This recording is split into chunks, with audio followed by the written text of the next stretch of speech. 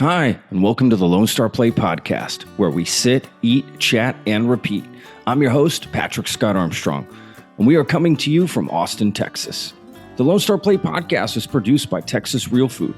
Go to texasrealfood.com, and you can search your city for local restaurants, stores, butchers, farmers markets, and more who are using organic, fresh, artisanal, and local sources. It's a fun site that brings all natural options all together. Yeah, I mean, Raindrops has obviously been used in a gazillion movies. I mean, both of the, yeah, all it was a lot in of Spider-Man your songs. 2. You know, with Spider-Man 2. Yeah, that's a great scene too. I love that scene with that song. It's perfect. They almost did the whole thing, and it was it was a real meaningful scene. It was like, holy, I had no idea, Oh man, yes. it's. I mean, it's just like perfect in the movie. Yeah, it's perfect. Perfect.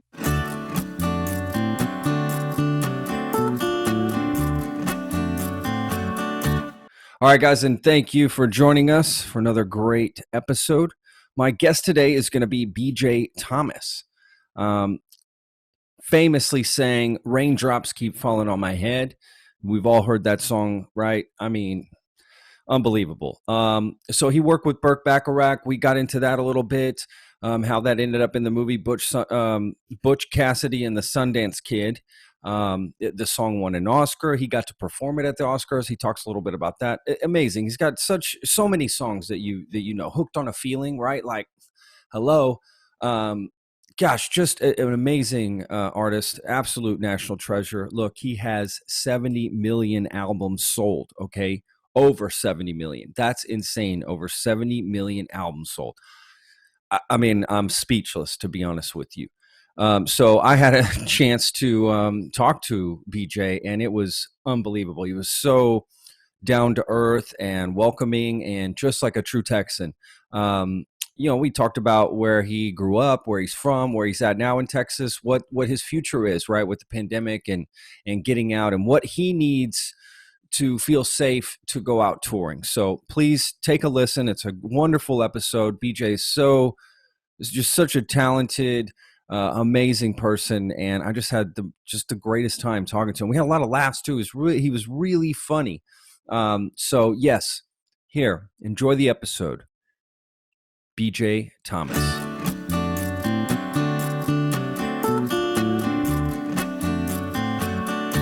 Hello, how you doing? It's BJ. Hi, BJ. How you doing, sir? Let's get this mask off. Yeah, I'm good, man. I like that. How You're you protecting doing? yourself. I'm in Austin, Texas. Where are you at today, sir? Patrick, yeah, I'm home. I'm home in Arlington, Texas. Everything's good. That's great. I used to live in Arlington, on I-20 Really? and Matlock. 20 in Matlock. Yeah, that's kind of across town. That's kind of across town from me, but I live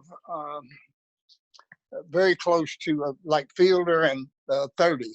Yeah. So I'm on the other side. I'm on the other side of town. Yeah, I know exactly. You're close to the Ranger Stadium. Yeah.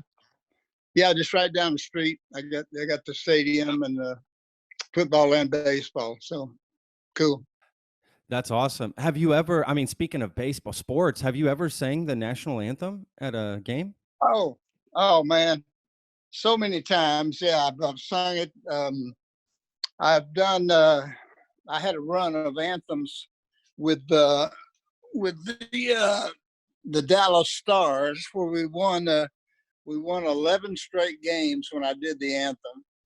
So, but you know how that everybody gets so superstitious. It gets weird. But I've done some baseball games, and Nolan Ryan Day and all that. Nolan and I are good friends. And have I done the Cowboys? I've done Cowboy Stadium one time, the new stadium. It's a little weird. It's so big. It made it a little bit weird, and they kind of require you to pre-record it, so it's kind of not quite as much. Oh, I see. Fun as the sound is so bad that they require you to pre-record it. So but it's still, all those things are still fun. I don't really I don't plan on. I'm kind of done with the anthem now. Yeah, I mean, I'll be up. I'll sing that thing 20 times a day for 2 weeks. Getting into it is like it becomes an obsession. Of course, when I do the anthem Rangers, they have the lyrics on the scoreboard, and so that really takes nice. the pressure off. Yeah. But otherwise, you don't usually have it, and you have to do it. And there's always going to be that one time, where you are gonna, you're gonna forget it, And so I've had that moment when I've gotten to a line and I just couldn't quite remember. And it felt like 10 minutes, before I finally got the anthem. What do you do in that moment? Do you just? What do you do? I knew it, but somebody. It was during the Stars. When I was doing it for the Dallas Stars, I guess it was a playoff game. And when I got to the line that said Stars, everybody cheered real big, and I just momentarily forgot it. So I just knew that if I stayed calm and waited for a minute, I'd get it, and I did get it, but they mentioned it in the newspaper and certain things, so they really, that's one of those songs where it's got to be perfect or people are going to criticize it, Yeah, it has to be. I just can't even imagine the pressure of that. And hearing that from a legend such as yourself, that even you, can forget the lyrics sometimes. I mean, that probably makes a lot of singers feel good. Make sure that, the one thing, the mistake that people make with the anthem is they don't really know it. And, they don't know it frontwards and backwards. And maybe they don't quite understand what it's actually saying. So, I got into all of that, who wrote it, where he wrote it, all that stuff. And then I sang this song so many times that it was just like in me, and that's kind of what saved me from any major mistakes. Yeah. I can only imagine you did amazing. And, that's probably just the professional inside of you too. That's probably very critical of yourself singing, and just, you want everything to be perfect. Yeah, I'm fairly, I am, pretty compulsive and about being prepared and knowing what I'm doing ahead of the game. Sure. And I've had some really exciting moments doing the anthem.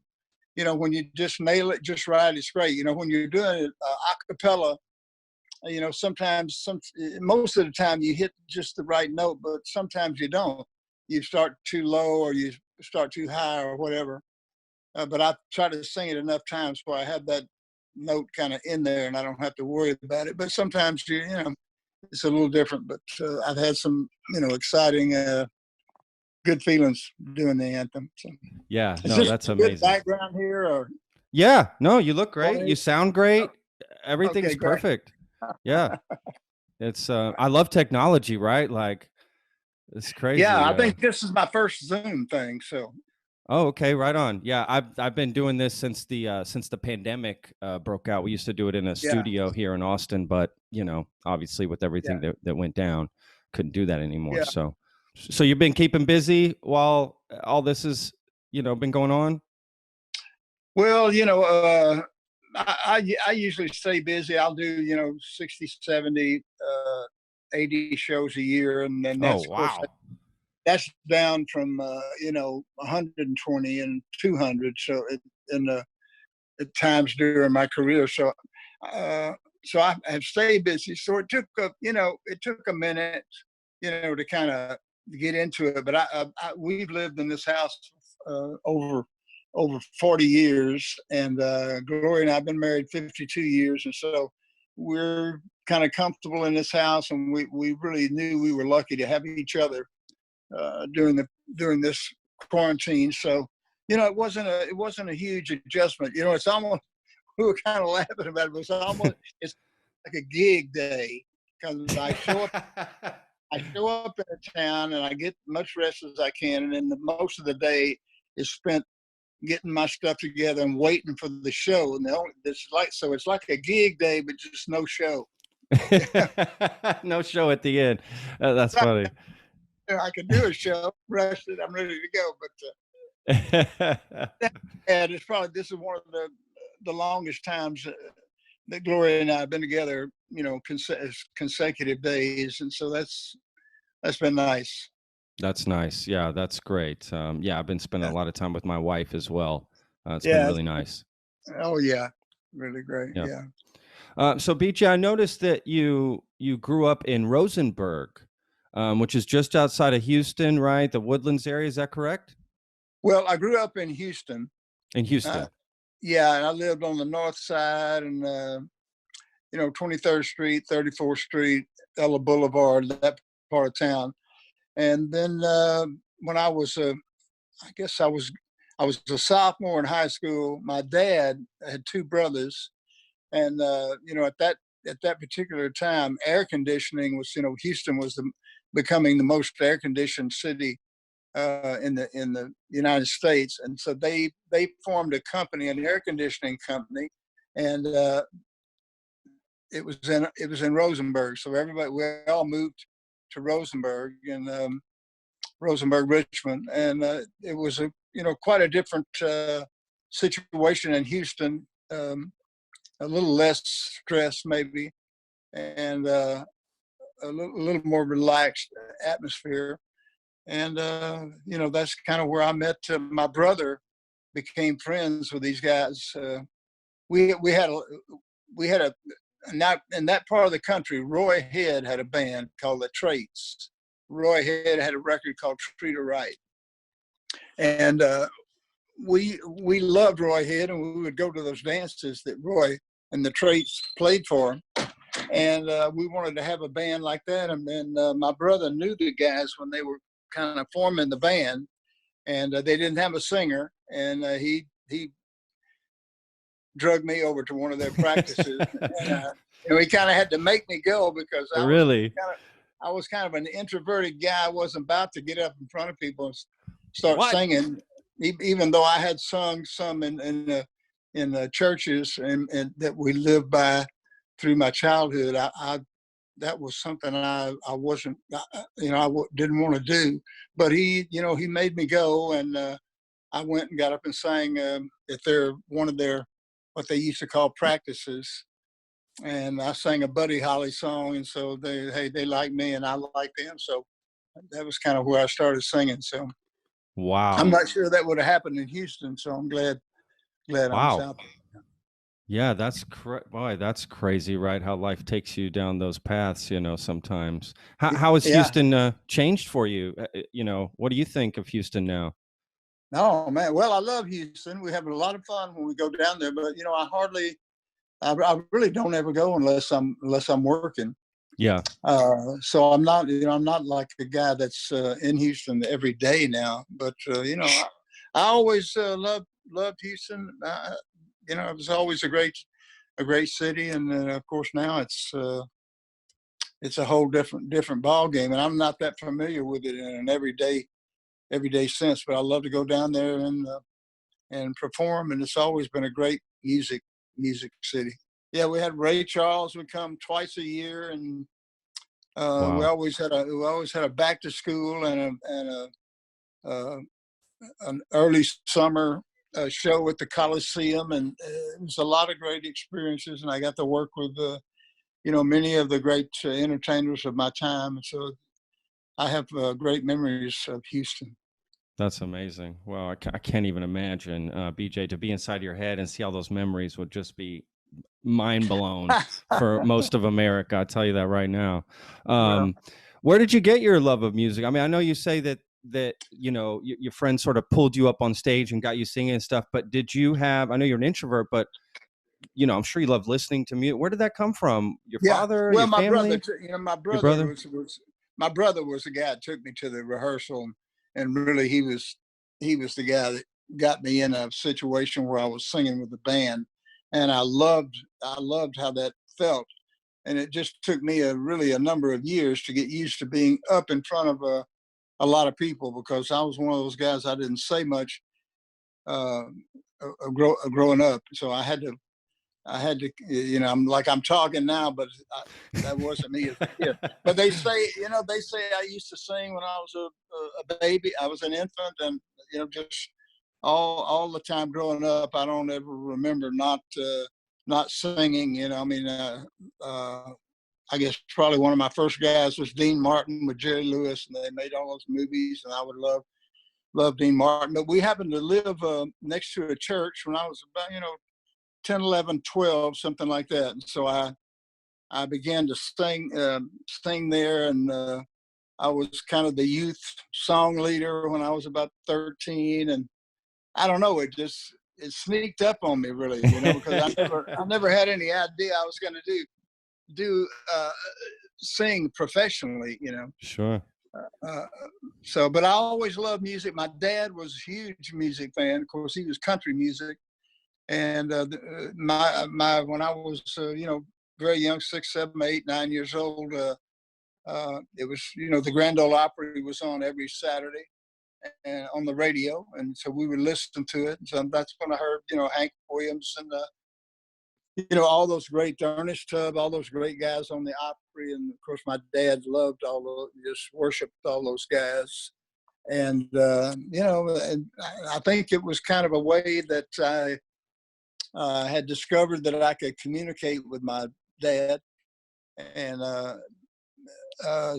so I was gravitated to the music that he loved, and he took. I saw Hank Williams live when I was about 8 years old. My dad took us all downtown, and we saw the Grand Ole Opry when they used to all travel together. And I saw Hank Williams, and was really moving. I remember my dad that night and how he looked, and the expression on his face, when Hank was singing, and I don't know, that all just kind of went together to it all. It's all, a part of this great music thing, Yeah. Wow. That's amazing. That's amazing. I feel like a lot of us do that, try to please our fathers in a way with what we do, Yeah. moving through life. Yeah, for sure. Yeah. Wow. Not really even that conscious Yeah, totally. of a thing. It just kind of, Yeah. you innately recognize, well, hey, he loves this music. So, and I know when I had the chance to make my first album I was with a band called the Triumphs. And in fact, I just talked to one of the Triumphs yesterday, and they have retired. So, Oh, I was making my first album. yeah, And that's right. I wasn't a huge country fan at that time, although I did really like Hank Williams. And my buddy and I had seen a movie called about Hank Williams called "Your Cheating Heart," and my buddy said, that "I'm So Lonesome" thing, we ought to do that with the band. So I had been singing that for about 6 months, and it had kind of morphed into our version of it. And my dad, when I was leaving to do that album, we would cut the album in one night. and, Wow.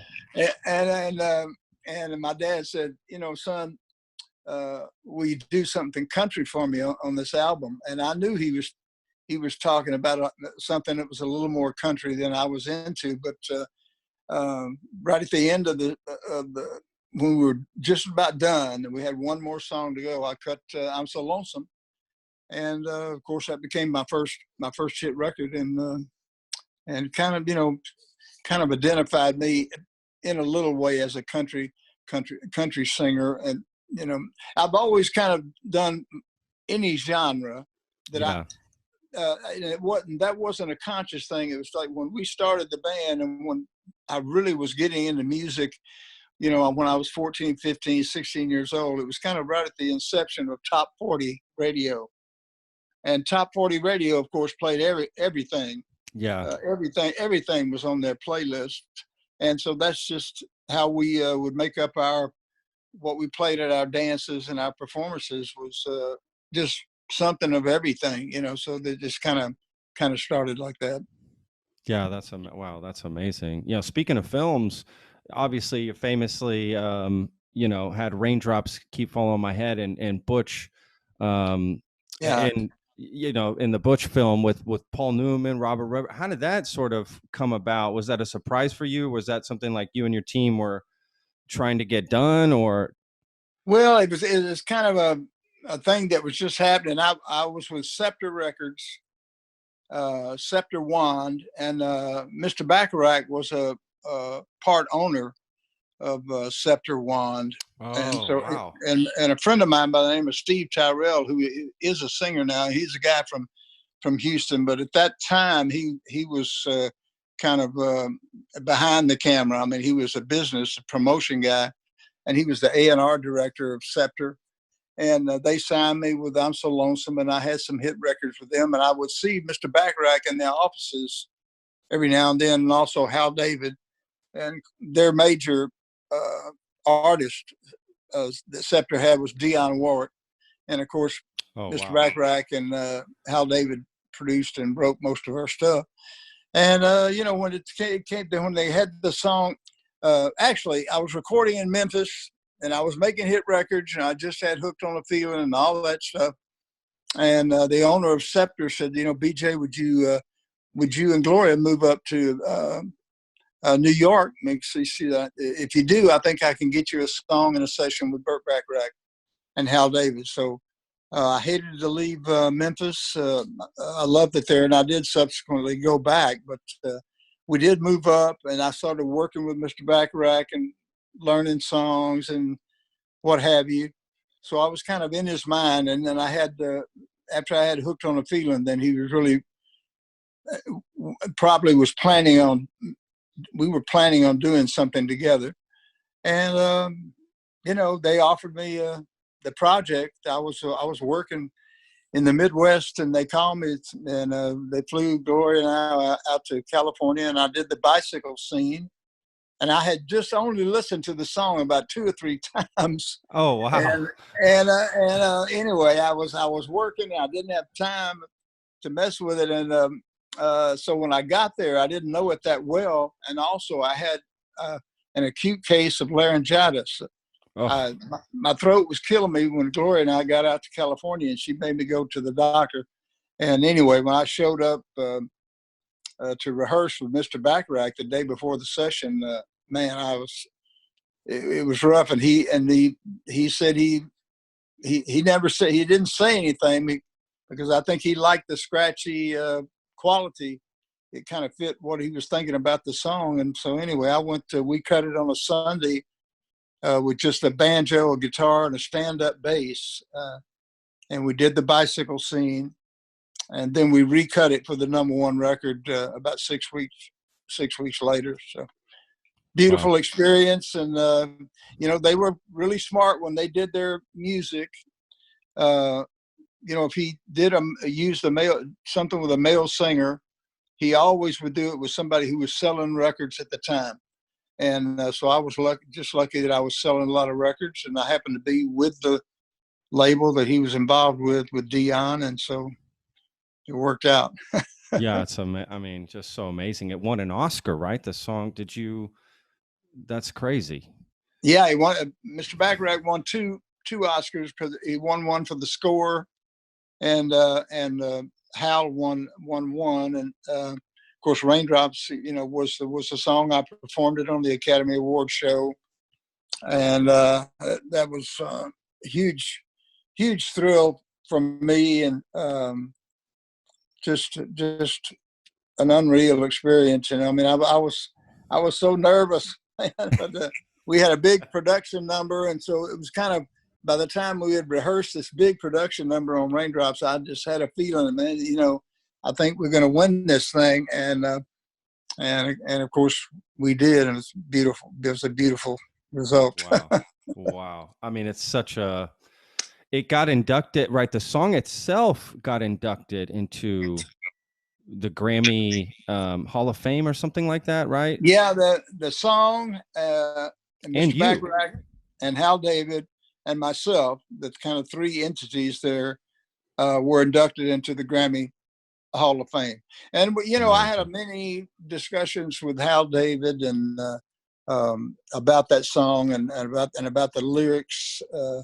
You know, Hal was a guy that just wrote straight from his heart. You know, he didn't, if it didn't rhyme, that wasn't a big thing to him. He just wrote straight from his heart. And, you know, we both agreed. And of course, Bacharach, you know, mentioned to me that I did it better than anybody, because back in those days, everybody recorded your record. You know, if you had a hit, there were a lot of guys that just would cover that stuff. But it was a perfect meeting, I think, of music, lyric, and of course it had that beautiful music. I mean, a movie to go with it, and just because when it first came out, no one would play it. Oh, really? And, so they wouldn't play it, and it got terrible reviews. A lot of said, "Oh, it's a great movie, but the song is the, you know, the worst song that they've ever written," and things like that, you know. Wow. And so I was so disappointed. And so when it came out as a Christmas release, the movie, of course, it exploded, because there was just something about that song that really moved people. And it sounds so simple, but it's so true that, you know, hey, the rain, it falls on everyone, but, you know, if you're free and the rain is falling, what do you care? You know, you don't have nothing's worrying you, you know. So it had a really a deep, beautiful meaning to it. And I remember ABC in New York, they said, well, we're not going to play. They told the lady that owned Scepter Records, Florence Greenberg, they said, we're not going to play BJ's record because the BJ is singing a wrong note in the first verse. And Florence said to them, well, I guess Burt Bacharach missed that. So, but anyway, after the movie hit and it started selling, everybody went on it. And of course, it's been like a lifetime, career-long experience for me, because of course I sing that every performance. It's every time it rains, somebody will mention it. And, you know, you'll read about it, somebody will, and it's been a deep, meaningful experience for me. And thank goodness that I got to do that, you know. Oh, it's amazing. I mean, it's part of the American zeitgeist. Like, that song is just, you know, I mean, I've heard it a gazillion times. Rest in peace, my father used to put that song on all the time. Like, I grew up with that song and many of your songs, to be honest with you. So for me, it's nothing but happy memories. And I mean, it's such an amazing song. Have you done any other Burt Bacharach songs? Yeah, I did a thing called Everybody's Out of Town, which was not a big record here. It was like a top 20 record, but it was a national number one record in Australia and in some parts of the world. It's a very quirky song about it almost relates to what's happening right now, but it was a great song. And I recorded a couple of other of his songs, but, you know, I kind of had I had my career, and he kind of had his thing, and it wasn't like I could just team up with him forever, sure, like Dion and stuff. So I went back to Memphis, and you know, we had some hits down there, and then I went to Atlanta and recorded, and so we had our separate paths, but we have met a couple of times. Just a few years ago, he had just turned 88, and wow. We did a charity. We did a thing for Paul Newman's charity out in California. We did the bicycle scene, and so and he's a beautiful man, just a wonderful guy. I mean, an absolute genius, and one of the great composers of all time. You know? Yeah, that's amazing. What other shows? What do you have coming up, BJ? I mean, I know it might be tough to even talk about that with everything that's going on. You know, I know all my shows have been postponed. I mean, they're going to be rescheduled, and there are a couple of shows, like one in August and one in September. These people are trying to make sure it happens, but I don't. You know, I'm open to doing it, but I don't think it's going to happen. So right now, you know, the road appearances, I'm not really motivated to go on the road until I have a vaccine. You know, if I have a vaccine, and I know that I can't be infected, then that frees, of course, everyone up, and that's what you and I and everyone we're waiting on. And Yeah. but who would have?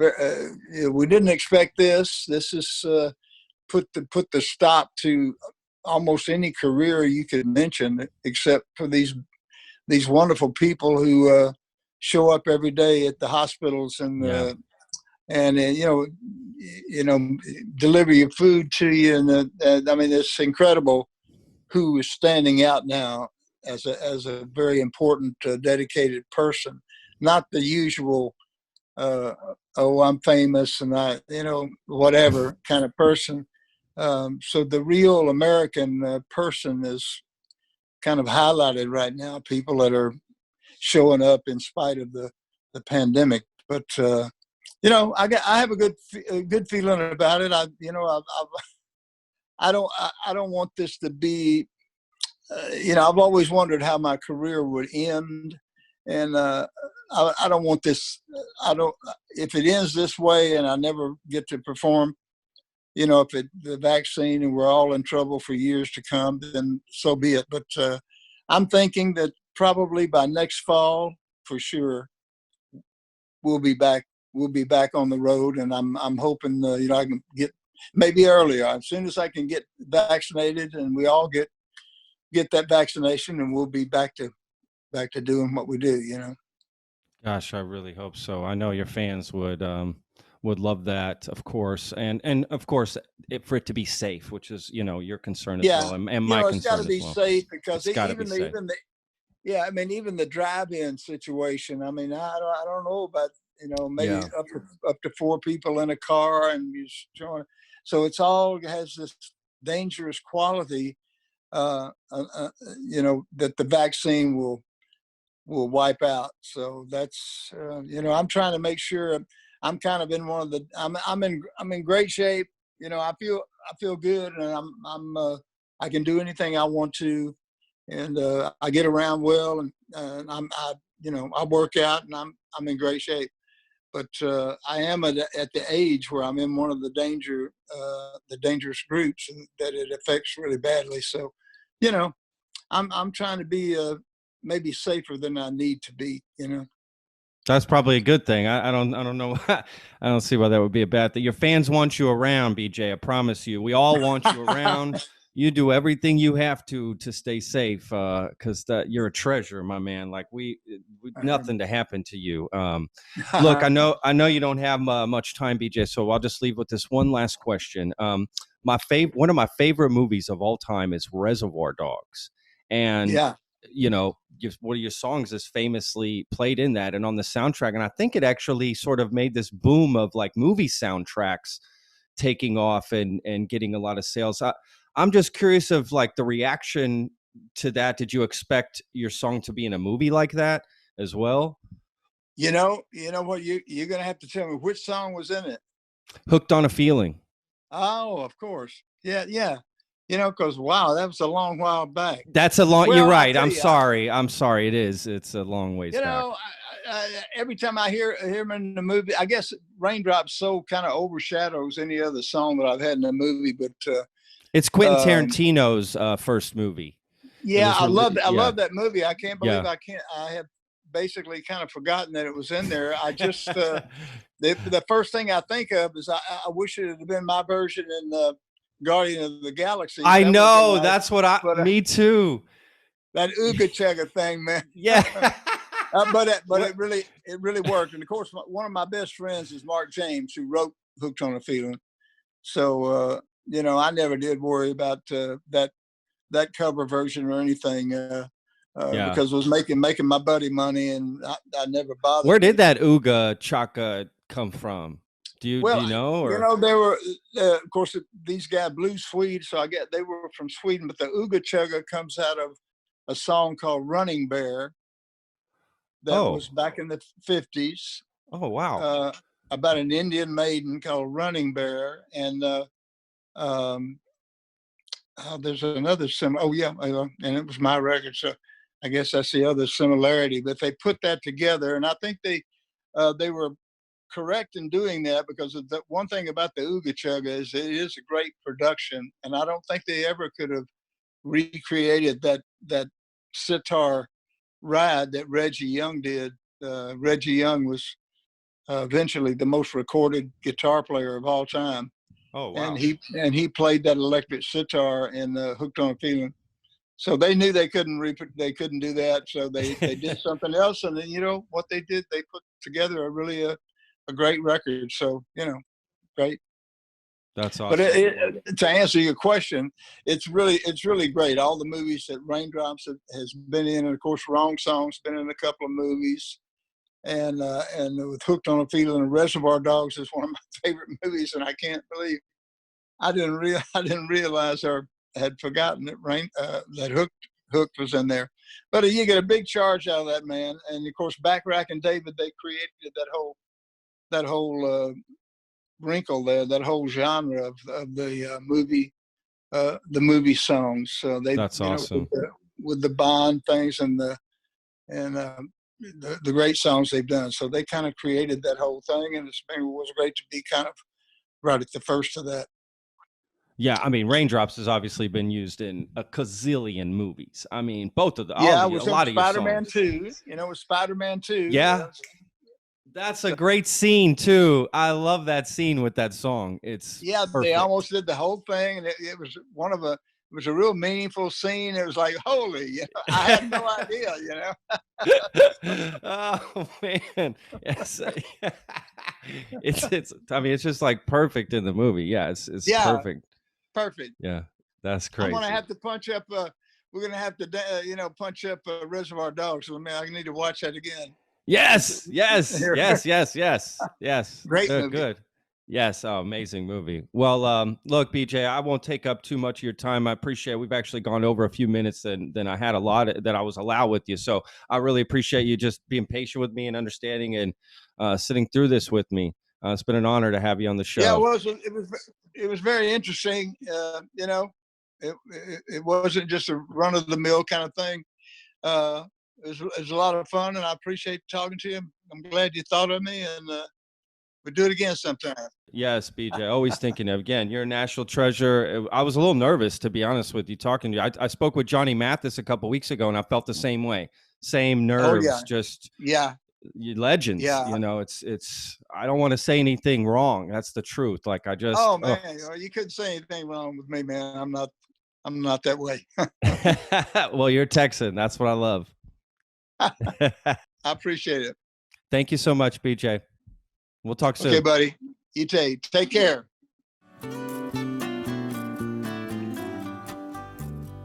All right. I really hope you enjoyed that podcast as much as I did. If you have any questions for me, please feel free to email the podcast at patrick@texasrealfood.com. And don't forget, you can check us out on Apple Podcasts, Spotify, Stitcher, all the different places you can get podcasts. You'll find us on there, or you can just go to our website, go to thelonestarplate.com. And you can check us out on YouTube if you want to watch it. We video these now, on a little webcam here, and go to the Texas Real Food YouTube channel and you can find it there. Make sure to follow Texas Real Food as well on Instagram and Facebook. Subscribe. And if you are so inclined, please leave us a review anywhere you can. Follow us on Spotify or leave a review on Apple Podcast. That would really help us out. Thanks again for listening. Really do appreciate it. Without you guys, what's the point of doing this? So if you have any suggestions on how we can make the show better, please let us know. Thanks again. Be safe out there. Wash your hands.